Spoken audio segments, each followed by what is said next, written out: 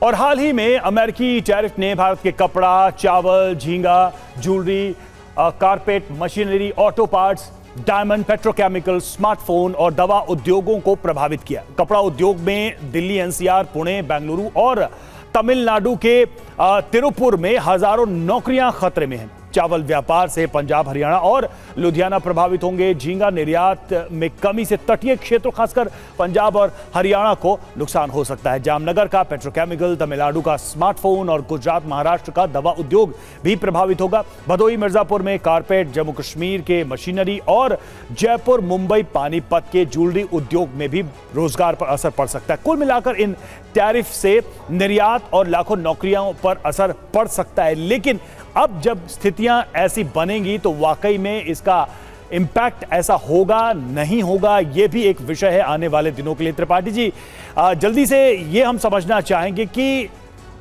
कितना प्रैग्मेटिक या कितना पॉसिबल दिखाई देता है कि भारत नए मार्केट्स को ढूंढ लेगा जल्दी ही, और ये जो गैप बनेगा, जो भी डेफिसिट बनेगा, उसको मैनेज कर लिया जाएगा।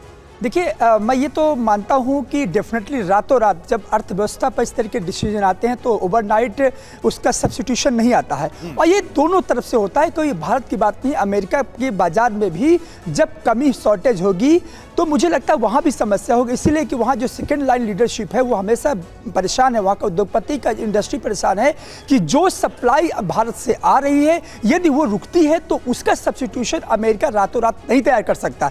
तो इकोनॉमी में हम ये नहीं कह सकते कि इससे भारत हट होगा, अमेरिका भी हट होगा। अब भारत पर आता हूँ। देखिए, कई विकल्प पर चर्चा हो रही है।